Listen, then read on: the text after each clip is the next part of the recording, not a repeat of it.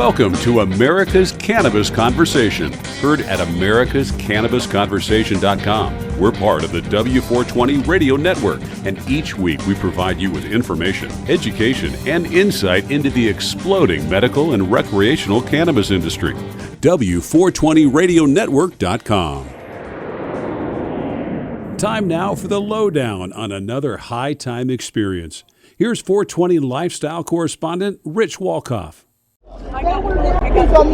Well, it's a happening weekend at the Emerald Cup Harvest Ball, Santa Rosa, California, about an hour north of San Francisco. And today on America's Cannabis Conversation, we're meeting up with Amy Fisher, the founder and curator of the Traveling Hemp Museum. Never heard of it, but it sounds amazing. Hi, my name's Amy Fisher. I started the Traveling Hemp Museum while I was working with the Jack Herer Initiative, collecting signatures, so we could show the public what we were trying to re-implement into society. Mm-hmm. Now, what were you trying to re-implement? And Jack Herer, one of the great cannabis pioneers and advocates. I loved working with the initiative. I still work with Dan Herer still, and Jack Kudasal, basically with little Jack. We basically are just trying to keep hemp history alive. Hemp has been used for thousands of years. We wouldn't have even made it to America without hemp sales. Cotton sales would not have made it with the oceans and things like that. What we have in our museum are historical documents implementing the American tax stamp, the laws of hemp cultivation in different countries. We have a plethora of clothing. Things dating from the 1700s to about the early 1940s. We have medicine bottles that are still full, Physo, vapopressoline, several of them in fact, and we love to display our medicines. Recently we just came across a federal government marijuana can that held the 300 cigarettes for the federal patients through their medical marijuana program. And how long ago does that go back? Oh geez, that's 25 years. Wow, so we think about hemp as the bastard cousin of marijuana, but with so many incredible components, aspects, features, organically, sustainly, good for the environment. Good, yeah. Talk to me. We have plastics, we have fuels, we have biodegradable hemp that it reconditions the soil every 90 days. You can recondition your soil with your after product after you're done processing your hemp. You can break it down and re-implement it into your soil and take the toxins out. Yeah, now obviously, for a long time, it wasn't even legal nationally to grow hemp, but now there's been a change. Yes, in about the last 10 to 15 years, we've seen an increase in hemp production, CBD buds for patients, and using it to make textiles. We're just now getting to the point where we're able to manufacture hemp in the United States. Yeah, and I think there was a law passed last year which authorized the legalization of hemp growing in the country. Yes. Does that change the landscape or is still stigmatized? It's changed the landscape quite a bit. We have a lot going on back east with Hemp University and the Bruce Perling Group. They're between Florida and Arizona. They have several universities in between to teach the hemp farmers what they need to do, what type of seeds they need to have to grow, whether they're growing for CBD buds, whether they're growing for textiles. We have different seeds for different things. Now, economies of scale are key for the economic viability of hemp-based products. So how is that unfolding? Well, it's coming along quite well that they're actually using hemp to make like paper type plates, straws. We have a straw company now where the straws decompose within 30 days. There's so much going on right now as far as the hemp plastics for the 3D printing. So you can print anything you want out of hemp now. But I'm thinking of clothes too. Oh yes, because the clothing aspect. I have clothing representing from the 1700s, like I said, until about the 1930s, 1940s. And even things I have from the 1700s are still as durable today as they were then. Come on, you talk about vintage. That's beyond vintage. That's 200 to 300-year-old vintage that look brand new. Yeah, but obviously major corporations that are producing the nylons and the synthetics are unnerved by this and probably lobbying in every which direction to prevent the growth of the hemp industry because it undermines their business. We have a problem in the United States and all over the world with the excess of clothing, and they don't decompose. They are not returnable unless you're using them to make something else. At least with hemp, we can break it down again and recycle it as many times as we want. In Africa, they're having a problem right now because everybody discards their clothes. That's where it all ends up. And what they're doing is they're turning it into their soil, and they're contaminating their land with all of our garbage. Yeah, the toxins and the dyes that are used in the manufacturing of cotton-based clothing is now contaminating their groundwater and their soils. Right. So could it be more economically feasible to use hemp as far as making our clothing and our ropes for more sustainability and recyclability? And the toughness of the hemp fabric and the hemp denims is amazing. Yeah, but again, I come back to cost because if you want to buy a pair of jeans or a shirt, it is going to cost you a little bit more to buy something made out of hemp, but in the long run, it lasts you longer. The colors don't fade, and the durability is outstanding. Right, and it's breathable. And most of it is being made in the United States now. A lot of the hemp clothing that's for sale, they are outsourcing the fabrics right now from Japan and China only because we're not up to par making them here in our production yet.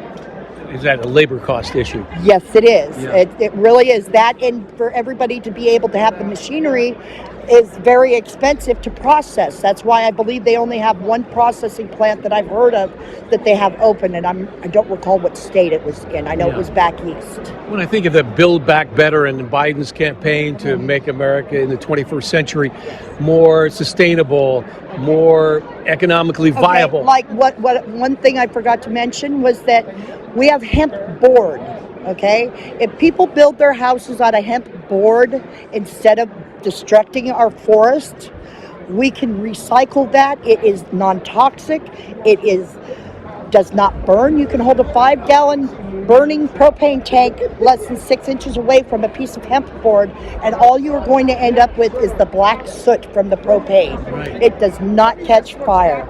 We would not have lost half of California in fires in the last several years if our building materials were made out of hemp and not wood. Yeah, and hempcrete, which is like a concrete style derivative, is also better insulating, keeping you cool in the summer and warmer in the winter. Yes, it does. It really helps. They have different ways of insulating. We have you can make the hempcrete blocks with the lye and the hemp curd, or you can use the hemp board that's already put together. Yeah, now again, is it financially well, you can competitive? buy yourself a hemp hardwood floor for $9.99 a square foot.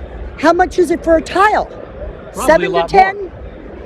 You can actually redo your whole house in hemp wood, the flooring, for $9.99 and $10.99 a square foot, depending on which of their styles you choose. And it'll probably outlast you and me. It will outlast us until we'll be dead before it ever gets scratched. So you're a traveling museum, the Traveling Hemp Museum. We're talking with Amy Fisher, who is the founder and the curator. So you're curating this museum. I love that word because it's so hempish. Yeah. So, and you have an American flag there. Yes, the American flag we have is from World War II, and it was flown in Iwo Jima. It is a hemp silk flag with 48 stars. Wow, that's pretty sweet. So you travel around all over the festivals? United States. Yes, I go from all of our business summits to things like Emerald Cup and High Times and Hemp Fest and Earth Day we have coming up. I've done Democratic conventions. Anywhere that we want to teach them or that we can go to teach them, I go. Now, it's cool that cannabis fans would be hemp fans. Yes. But Mitch McConnell, who is not a cannabis fan, yes, in Kentucky, the Senate Minority Leader, is the one who voted in favor of the legalization of hemp. So you can cross political lines. It doesn't have to be left versus right. No, it does not. It does not. There are differences between our THC and our CBD. Our CBD that we need for building materials and fabrics needs to be there. And so does the hemp medicine, because it helps other people who cannot tolerate the THC as far as a medicinal use, either ingesting, smoking, sorry, or between smoking and eating and tinctures and that sort of thing to medicate themselves. Now, you tell me about the history of hemp medicine that you alluded to. Okay, most of what I have in my collection are cannabis medicines, and we have full bottles of Physo, vapopressoline. We have vintage bottles of diarrhea mixture and Power needs. excuse me. Do you need We need. Sorry. What was the question? We're talking about the medicines. Oh, I'm sorry. Okay, the medicines. What we have over there are medicines, and a lot of the bottles over there are full. They are cannabis medicines that date from the late 1800s to about the 1920s. Now, who There are created that, tablets, there and are how did liquids.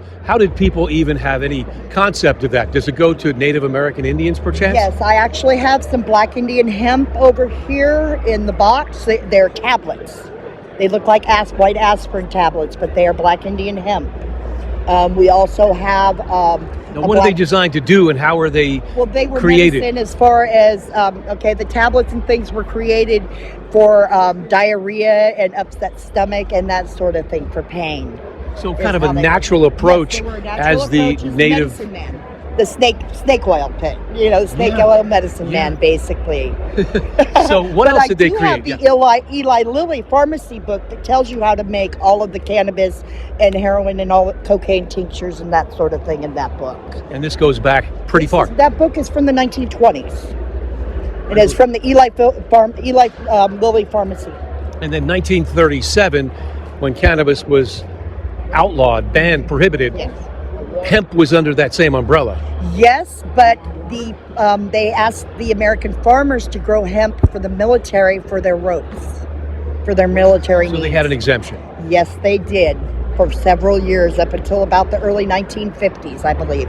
So you're a nonprofit Yes. educational enterprise. Yes, I am. And you've been doing this since 2009? About 2009, I started, yes. And how is the evolution of the reception you're receiving? I have people who come back to see me every year because they want to see what new artifacts I can find. I try to really base my museum on things that are from the 17 and 1800s to about 1920. Yeah. I have some newer hemp things, like I have a brand new pair of hemp jeans from about 20 years ago over there. But for the most part, I like the true history aspect of it so that we can show the durability and sustainability of our artifacts. Yeah, am I correct in saying wasn't the original Declaration of Independence Yes, it written was. on a hemp paper? Yes, it was. Yes, it was. You got it? You don't have the I original? don't have the, no, I do not have one of those. No, I do not. I do have the implementation of the American tax stamp dictated by King George III in 1727, though. That's got to be your oldest.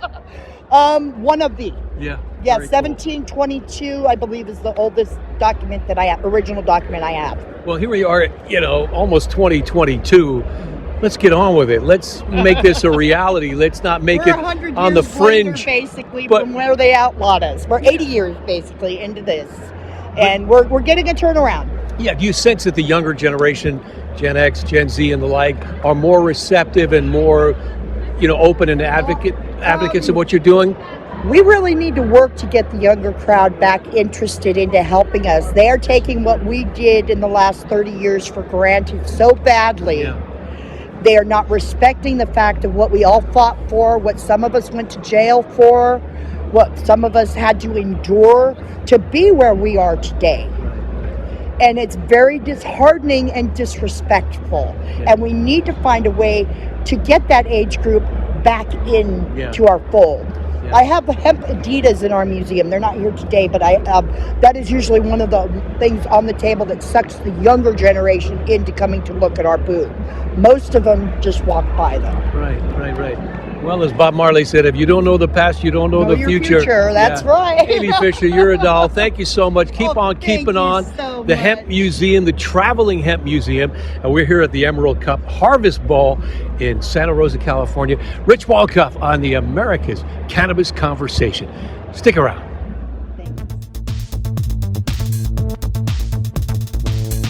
Are you interested in learning more about cannabis? Have you thought about starting your own cannabis business but don't know how? If so, we invite you to join the cannabis conversation with other people like you who are looking at the exciting opportunities in this exploding business. Listen to America's Cannabis Conversation. You'll hear from industry experts and get insights into the cannabis industry. For archived shows and for more information, log on to americascannabisconversation.com. It's time for Women in Cannabis on America's Cannabis Conversation, part of the W420 Radio Network. Didn't you get the memo? Here's Chase Roberts. Welcome back to the conversation. This is Chase Roberts, Women in Cannabis correspondent for the W420 Radio Network. Today will be an exciting part one of a two-part series in which we will be discussing the Women and Minorities Cannabis Report, which was released by the Marijuana Business Daily. Today, we'll be speaking with their Editorial Director of New Business Initiatives and Data, Jenel Stelton-Holtmeier. Jenel, welcome. Thanks for being here. Thanks for having me. Great. It was a pleasure to meet you at MJBiz Con 2021. It was a great event.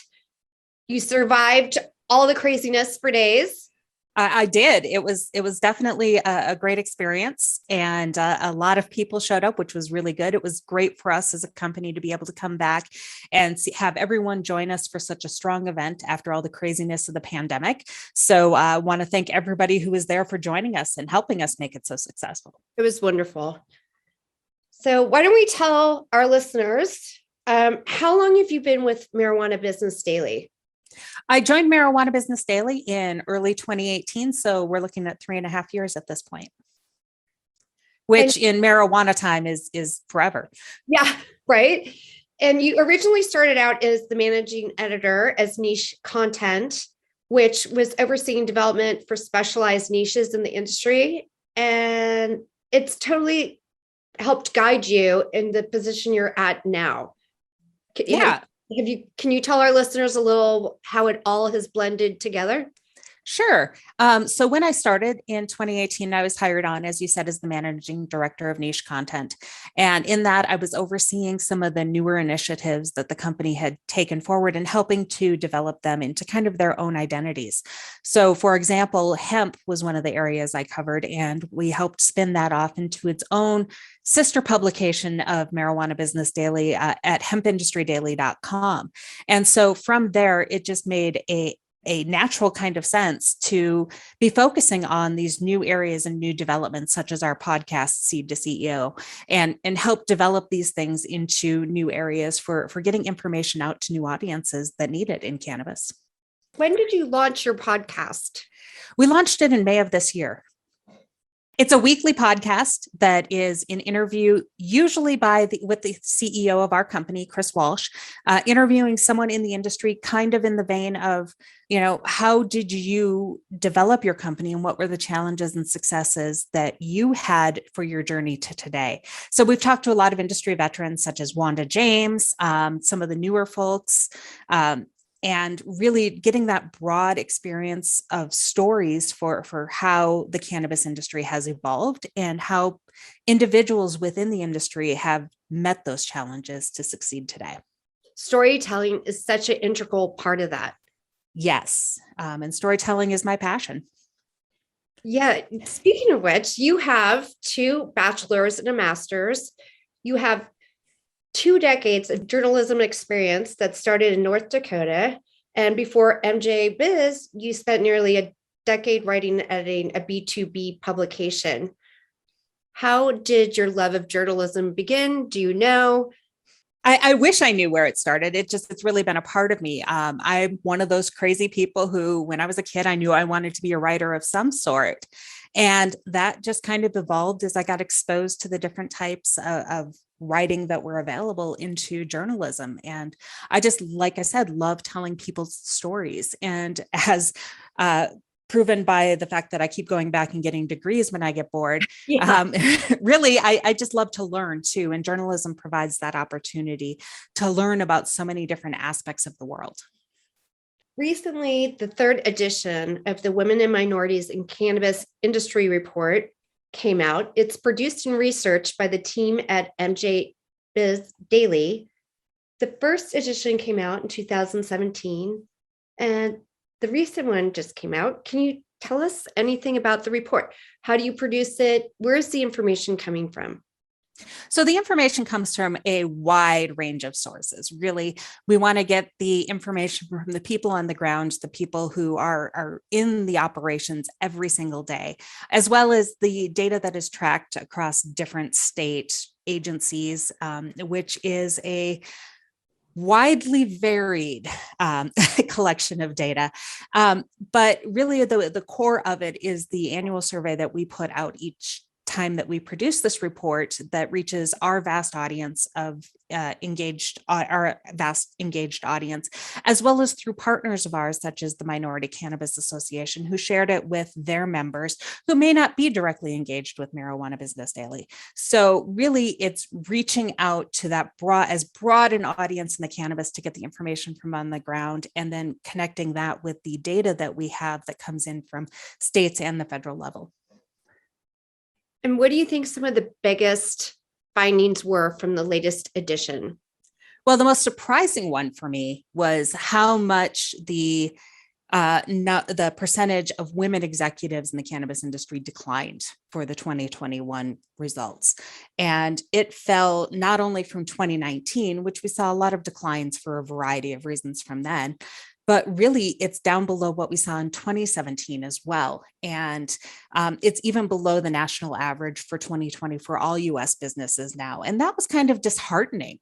It was a number that I had to check and recheck probably 3 or 4 times before I believed it.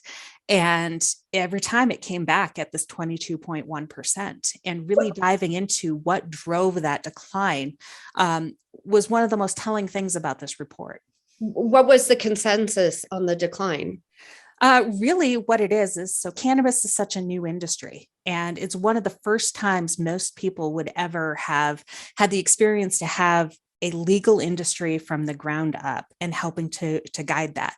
But what we're seeing now in 2021 is that it's starting to track in many ways, just like any other mainstream industry. And a large driver of that really is where the money is to participate in the industry. It's not cheap to get into cannabis this day, regardless of the state you're looking at. There's a lot that goes into it, a lot of money that has to go into compliance. And the traditional network for getting funding, especially in a federally illegal industry like cannabis that can't access the traditional mainstream funding, is through financial investing networks, which even to this day are still dominated by older white men. Yeah, there's a lack of access to capital. Yes. And until we can resolve that issue, I think we'll continue to see a problem.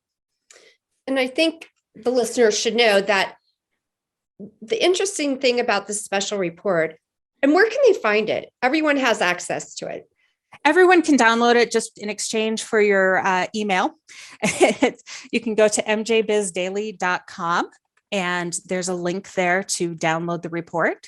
Part of the thing I found interesting in reading over the special report was that you did do a whole graph on the different sectors women were in.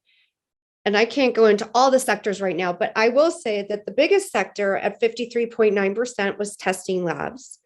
And as we were kind of just discussing, that 4.6 as investors, which was the lowest sectors. This indicates so much to me. What does this tell you in this huge discrepancy between these two percentages? Well, like I said before, and as you referenced, it's the investors is notably lower, just because the traditional networks are still will still dominate the source of capital. But even the other categories that are on that low end, such as the vertically integrated businesses or the product manufacturers that are highly dominated by men at this point. What you see at the other end, such as testing labs and consumption lounges, is a lot of the newer segments in cannabis. While testing labs to most people sounds like it's something that should have been there since the beginning, hasn't been. It's really an area where we're just starting to see a lot of pickup on that, because we're starting to see more states require more around testing. Yeah. in general. But you're seeing that as an opportunity where these new opportunities arise, and women are seeing a way to get their foot in the door in the industry that hasn't been completely taken over by men yet. It's also interesting in the sense that because this industry is so new, every part of the industry is trying to grow together and function properly, which is interesting because now there's also things such as websites just for, cannabis industry employment for either bud tender up to, managers. And can be globally. It's really trying to guide itself in places it needs to be to make sure people have access to jobs. Everyone has opportunity. Time will see how it changed and shifts, and it isn't as predictable as normal everyday business. No, it's not. It's one thing that I've heard over and over again in my time working here is the one thing you have to be prepared to deal with when working in cannabis is you have to be prepared for change because it can change on a daily basis. States are always looking to change their regulations, change the taxation. The federal government, we're all watching to see what it does. It's an amorphous industry. It really is. And we're trying to bring it into the mainstream, but fighting against that federal illegality. We're seeing markets like California that have made it such a complex industry to get involved in. I think there are like 26 different license categories in California. Versus, some of the markets like Oklahoma, where we notably on our podcast had Denise Mink, who's one of the dispensary owners, who said you could stub your toe and get a medical card in Oklahoma. So yeah, it might be a little easier than some think. It is really interesting how the federal, just much like our politics, how state by state politics versus, federal will have to find its way to everything flowing and happy. You also have said that social equity initiatives in cannabis legalization are now intertwined. There's no magic bullet, as we've been discussing. How do you personally think some things might be improved just based on the knowledge you have from either all the interviews you've been part of or your findings in general? Well, the big thing right now is that there's no consistency. When I say that it was intertwined, really, if you look at the OG markets like Colorado and Washington, it wasn't even a discussion back in the day when we were setting up those markets. Now you can't have the creation of a new state market without the discussion of social equity. It's even a hot topic in the federal legalization. It's, do we include social equity in the Safe Banking Act or do we not?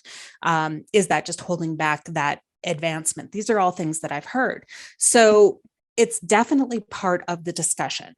And the problem is that there's no magic bullet. Nobody's figured out what the exact tool is that will help improve access to capital, access to licenses. And in addition to that, it's not just the application process, it's what comes after. How do you prevent someone who gets a social equity license from selling it to someone who's not a social equity applicant? What are the restrictions that you're comfortable placing on this market in order to foster that social equity development? It's a very challenging thing. And it's just inconsistent across the board yet. And there's a lot of groups that are not having the conversations together that need to be had. Absolutely. That's why groups like Women Grow and things of that nature are so valuable to help people really trying to get in the industry that maybe aren't in the upper echelon to automatically have access or a way in. Absolutely. And we're seeing more of them develop over time. And so it's great to see the Women's Business Enterprise National Council, Supernova Women, these incubators that are starting like Treehouse that has been on a break, really trying to find ways to help women and minorities get involved in the industry. And just as it's the statistics for female-owned businesses, to be complete and consistent, as we've mentioned, consistency is big. The same with minority ownership in the industry is difficult to come by. But through your research, what are some of the basic factual trends or truths about minorities in the cannabis industry. Have you noticed any? Have you found some? We've seen a lot of the same trends. Yeah. We've seen a lot of drop off. And in a lot of the markets where they say they're focused on development of cannabis business ownership by minorities, it's still falling short of anything that people said that this was going to do. The cannabis industry is really failing at including people who are from communities that have been affected by the war on drugs in the industry. You see this, they're getting better. As I said before, when we were talking about Colorado and Washington, we were still excluding people who had felony drug convictions from participation at all. You were seeing that in the hemp side, not just the marijuana side. And so we've started to move away from that. We're starting to see better programs, but there's still this lack of access to capital or lack of knowledge of how to access this legal capital. I spoke with Chris Ball of Ball Farms in California, who was the social equity applicant out of LA. And he was a football player who ended up getting busted for drug trafficking, but ended up turning that into this successful cannabis business.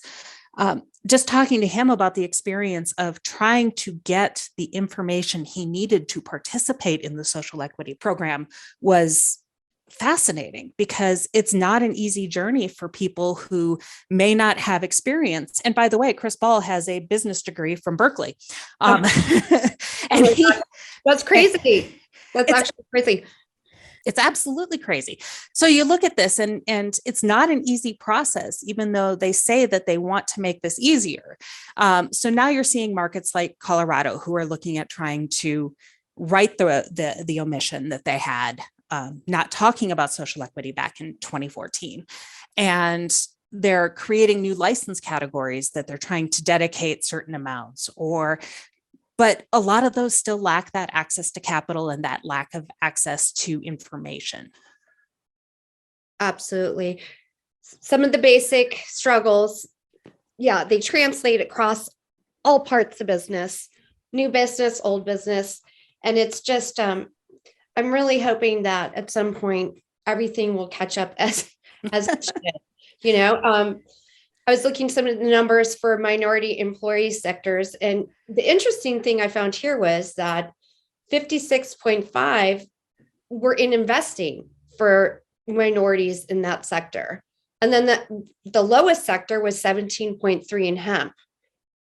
Did you find any rhyme or reason for that, or? Honestly, no. It really is a mystery in some senses, that the investment's there. The investment people are there, but but actually one of the explainers for this is where you're seeing a lot of the investors come from, the new investors into the industry. What you're seeing is a lot of athletes. More and more athletes are getting involved in investing in cannabis. You're seeing it from Mike Tyson. You're seeing it from several football players who are using it to treat their symptoms of traumatic brain injury, TBI. So you're seeing a lot of people who may fall into that minority category there.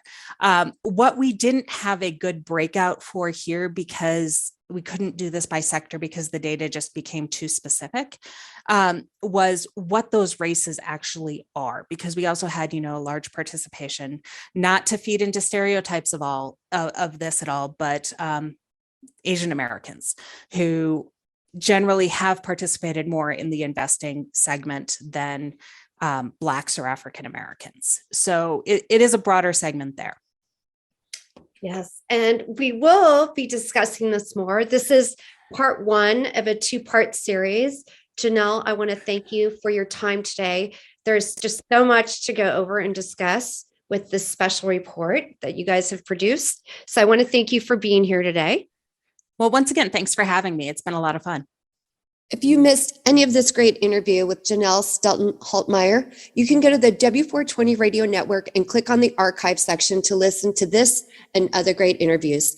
There will be a part 2 to this series with Jenel. We will delve more into the special report put out by the Marijuana Business Daily women and minorities in the cannabis industry. So be on the lookout for the next episode with Jenel, and we'll be right back.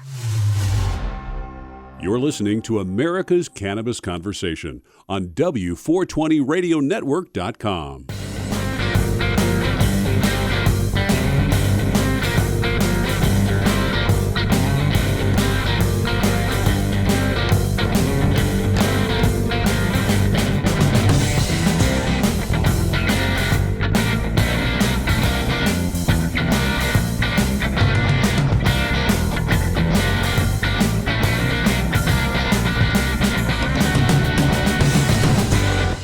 America's newest and fastest growing cannabis-focused radio network is expanding across the country and looking to add to our sales and marketing team. America's Cannabis Conversation offers listeners insight and information on the exploding world of cannabis. It also gives advertisers the opportunity to reach a hyper-targeted audience, literally neighborhood by neighborhood, in markets all across the country. We're looking for a few motivated individuals that want to essentially run their own local business. To learn more about this exciting opportunity or to apply, visit americascannabisconversation.com.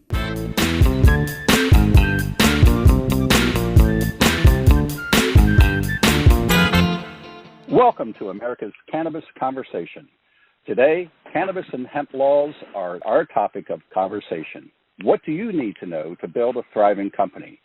Few people know more about this than today's special guest, Omar Figueroa. He is the founder of the offices of Omar Figueroa at omarfigueroa.com. Folks, you can check the spelling of that on our website where this interview is posted. This is a firm that has been practicing for more than 20 years. His firm helps clients obtain local permits and state licenses, draft, negotiate, and review contracts and other transactional documents, help with intellectual property protection and strategies, form entities and assist with corporate governance, advise on regulatory compliance, represent clients in front of elected and appointed officials and administrative bodies, and more.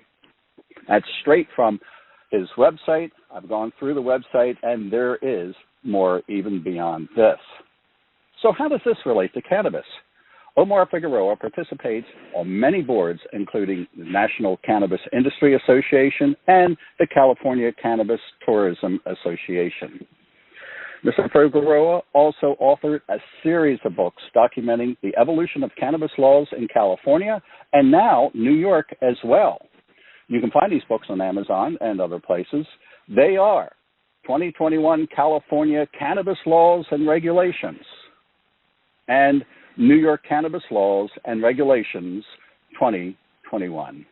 So this is recent stuff, still current, and it has what you're going to find, digested information like you're not going to find anywhere else from somebody who's got more experience than just about anyone. Omar Figueroa, welcome to America's Cannabis Conversation. Thank you for having me here. It's a pleasure. I want to talk a little bit about things that have been changing rapidly in the world for cannabis in these last couple of decades. So tell us, what's happening now in the world of laws for cannabis in hemp in California and in other parts of the country? Well, I think in California, the system which was set in place by Proposition 64 has proven to not have succeeded. You know, it was truly responding to a previous era when we had the threat of federal enforcement, and therefore the state came up with like these Byzantine regulations that were very onerous in an attempt to keep the federal government out of the business that was lawful in the state. And so for that reason, they came up with such a complicated and unworkable regulatory system, you know, that at the regulated level, the taxes are too high, the regulations are too burdensome, and many craft cannabis producers who went into cannabis for the, you know, really to escape the rat race, are now quitting the cannabis industry because the rat race has come to follow them. And, you know, the margins are thin, and the ones who are remaining are these very passionate craft business people who are building small, craft cannabis businesses, and some of them are scaling and able to really get up there, but many of them are hanging on until the federal law gets improved so that we have interstate and international commerce, because many people in California know quite well that California cannabis is legendary, and it's a commodity that would be wanted all over the world. And I'm talking places like Canada, Mexico, and Europe, which are all slowly coming online with full cannabis legalization. This is an exciting time in the history of cannabis, because we're seeing countries like Germany are going to legalize adult use. States like New York have already legalized adult use, but now they're coming up with the regulations for having cannabis stores. And even before that, we see all sorts of unregulated free market type enterprises. In New York City, for example, there's all these unlicensed dispensaries that are popping up. And, it's very interesting to see, in previous decades, if you were to see unlicensed dispensaries popping up in New York City, the response would have been absolutely draconian with the Rockefeller drug laws that are in place. But now that MRTA has really changed the legal landscape, and the cops are not empowered to abuse their authority to that level and putting people away for years for a small quantity of cannabis, there's a lot more activity that's happening now, and it's interesting to see how the different cannabis subcultures in different parts of the country are having their debut. Yes, debuting in ways that wouldn't have been thought possible not very long ago. Oklahoma, who would have thought that Oklahoma would have been, right in the middle of the Bible Belt, you would have a state where, medical cannabis is pretty much ubiquitous and the cannabis use is rampant. Times change, and it's surprising how fast they are changing, and many boats are rising with this tide of change. And you certainly have your finger on the pulse, not only what's happening now, but this is amplified by your history and understanding of how we got to where we are. So you have a projective view on where we're going.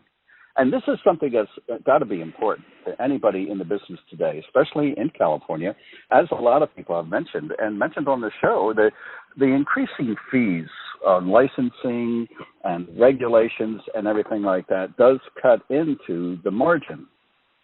So apparently it's very important for anybody in the business today to know how these laws are going to affect them, how they can plan, what their 5-year plan is going to be based on that, rather than just go into something and just say, well, let's open up a mom and pop store because we want to have a dispensary, and then be surprised that it's really a sophisticated business. It's not like selling baked goods.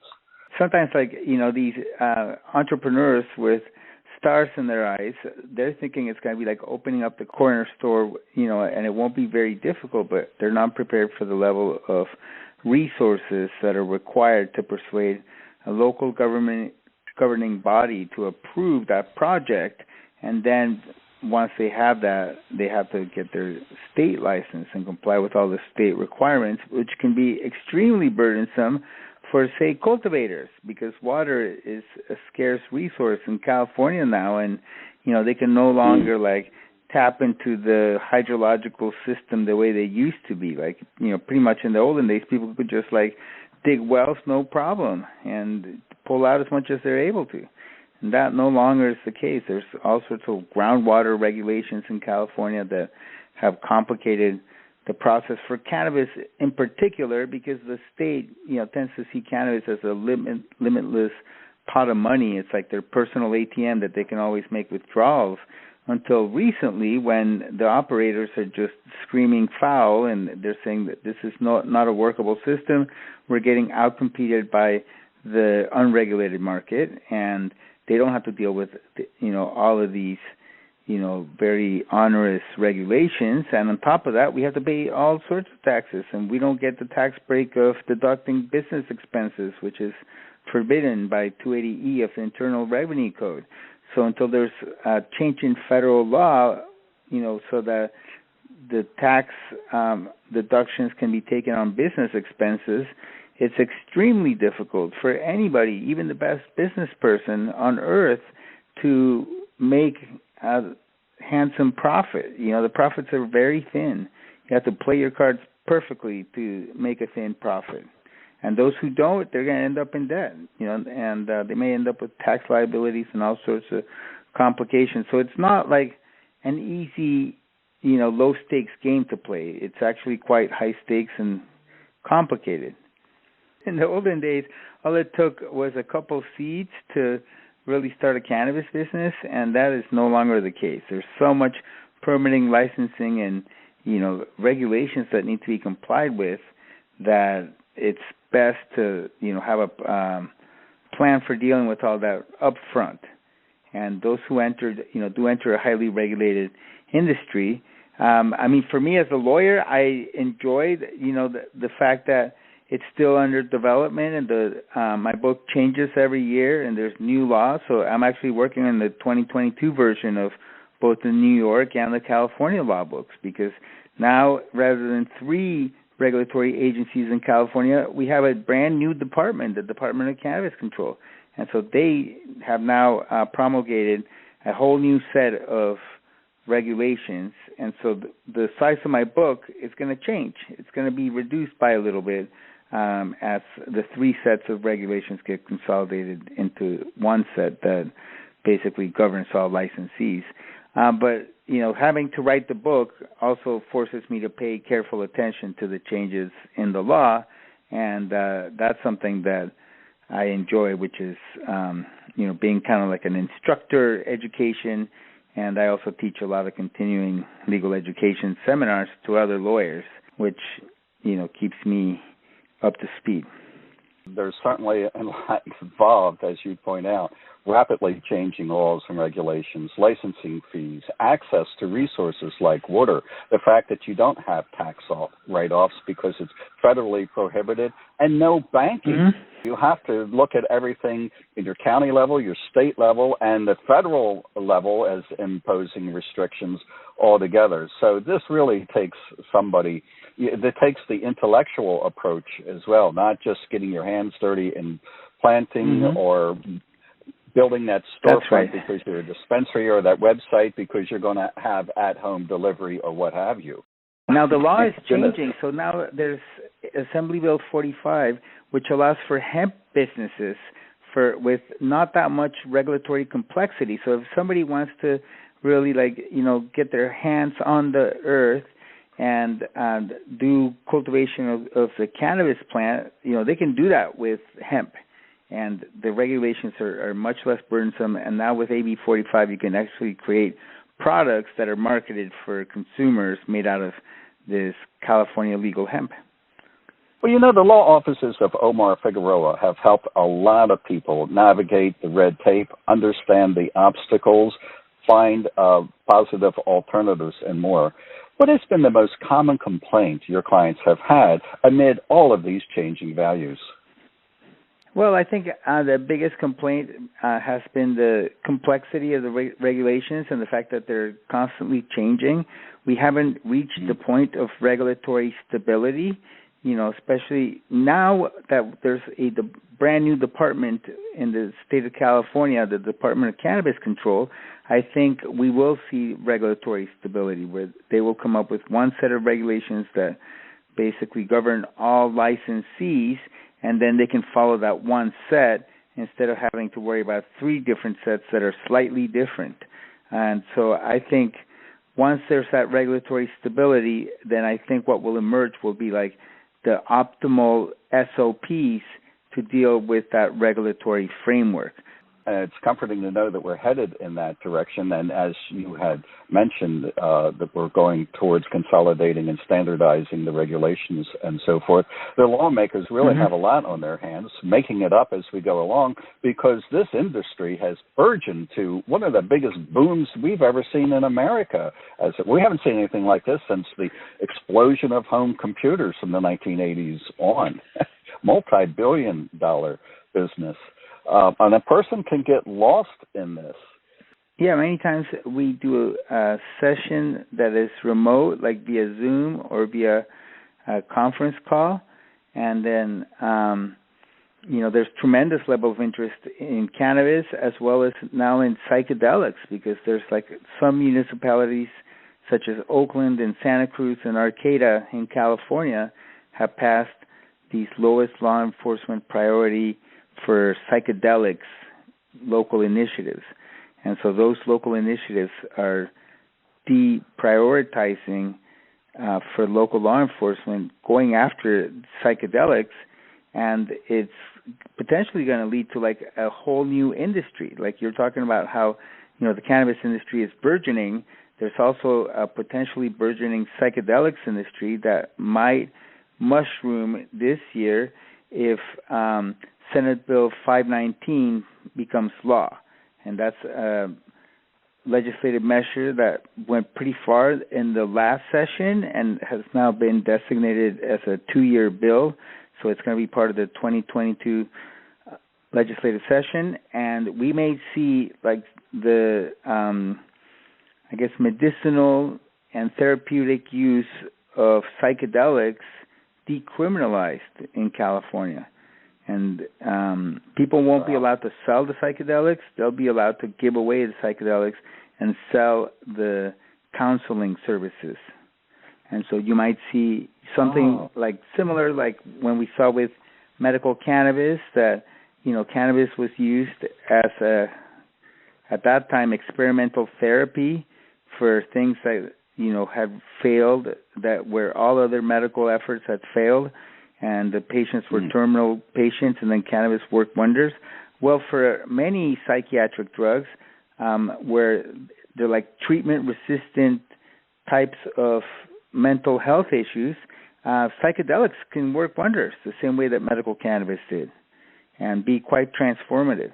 And so I think there's, a lot of interest in the scientific and treatment community about the potential of psychedelics. I know, there's many communities across California where there's like groups of therapists who regularly discuss these treatment modalities. And this is certainly nothing new. There have been bona fide research into using psychedelics for treating people for psychological conditions and whatnot, going all the way back at least into the 1950s, hasn't there, Omar? Absolutely, yes. I think I think Stan Groff used to test psychedelics for numerous maladies, and I think that the research has been stifled by federal prohibition when the Controlled Substances Act sweepingly just added pretty much every psychoactive substance that was known to humanity and scheduled it. And a lot of these substances don't really have a potential for abuse because the experience itself is dysphoric. It creates dysphoria, very unpleasant experiences, bad trips can result. And so it's not like these are not party drugs really that, all became illegal. And what it's really done is it has prevented a lot of research from occurring that have been taking place. And there may be some of these substances that have, medical potential. And, now we're seeing, for example, the investigations into like psilocybin, and, that has been designated as a successful experimental therapy, and I think that's where we're going to see some of the breakthroughs in psychedelic therapy. Is going to be using these like ancient fungal allies to help people deal with trauma of all sorts. I understand even decades ago that LSD was used as an attempted treatment to help people who had alcoholism. Now, when you say psychedelics, we're talking about psilocybin mushrooms. We're talking about peyote buttons. We're also talking about synthesized forms of psychedelics like LSD, like mescaline, synthetic mescaline, and so forth. Yeah, those were included in this proposed legislative reform. It would also include a lot of the artificial, not naturally occurring type psychedelics, like you're saying, LSD, mescaline. And so those would be included in many of the proposals, which makes sense because, again, these are, they just like any substance can be abused. That's not a reason to ban it. Just because some people become alcoholics, it's not a reason to prohibit alcohol. We already tried alcohol prohibition. It simply does not work. The places that have tried a different approach, like Portugal, and they treat it as a public health problem, but not as a criminal justice problem, have had a lot more success in dealing with addiction and reducing the negative consequences, and getting people to not use in the first place. They take out a lot of like that forbidden fruit allure by legalizing it. And so I think there's much to be explored when it comes to drug policy, because now we have examples in the world that have taken, the radically different directions, and their long-term results are fantastic. Something that we should emulate here in the United States is the Portuguese approach towards drugs in general. Here in the United States, the crime rate is directly connected to illicit drugs. When we look at countries that are experimenting with how they handle drug use, substance taking in terms of their criminal code, has their approach had an influence on their crime rate, an influence on the recidivism of crime, and a different perspective from people who are incarcerated as, caged criminals versus their approach, which is, hey, why are you taking this? Maybe you need help. We can help. What's happening there with them, Omar? You ask some very good questions. Is such an approach going to be more successful when it comes to fundamentally altering the course of these offenders' lives? And I think the answer is yes. By these criminal justice interventions usually change people's lives for the worse, and as somebody who's defended like hundreds of criminal defendants, most criminal defendants, unless they're doing it for the publicity and trying to get like a loudspeaker for their actions, they don't relish the purpose of having to defend their case. Most people would rather it all be over and they can just go along with their lives. And so I think that decriminalizing like substance use activity makes sense. And I think it was Clarence Darrow who said that attempting to legislate, people's desires and pleasures is bound to fail. Like you can't go against, what people want, and people want pleasure. And so I think the better way is to, if people are using excessively, if they're not being responsible, then there's different ways that are more effective than a punitive approach. And I've had many clients who tell me, like, going to jail is like going to, the college of criminality. Like, what do the inmates talk about while they're sitting in behind bars? They talk about all the crimes they're going to commit when they get out, and they plan their crimes, and they come up with ideas that they never would have come up with before. I mean, generally, I would tell my client, like, never talk about your own activity, because assume the other people in jail are wearing a wire and they're trying to entrap you, and they're willing to lie about whatever you say. So just don't talk about activity. Talk about like sports, music, movies. Jails are really institutions that generally don't rehabilitate people, and people come out worse than when they came in. We don't need criminal school and people graduating from prison rather than being released from it. But as you say, when it is decriminalized, it's a different approach. Mm-hmm. My goodness. Well, we'd like to see some of that here, and the precedents being set with what we're learning with marijuana and how things are changing all throughout society because of the legalization that's happened in so many states and a trend that's still continuing. Let us go forward wisely. And to do that, you need to look at the experience from which we came and the intricacies of it, the unseen things about it all, such as what you have studied for more than these past 2 decades, Omar. Omar Figueroa, helping people understand the ever-changing laws and licensing and the world of marijuana, an expert in the heart of it all, California, and now New York, too, and he has a perspective on it that he shares with all of us. Look for his books on Amazon. Check out his website. And Omar Figueroa, thank you for joining us on America's Cannabis Conversation. Thank you. It's been a pleasure. I'm David Katzmeyer from The Conversation. You can hear this and other interviews in our archives at W420radionetwork.com. Thank you for taking part in America's Cannabis Conversation.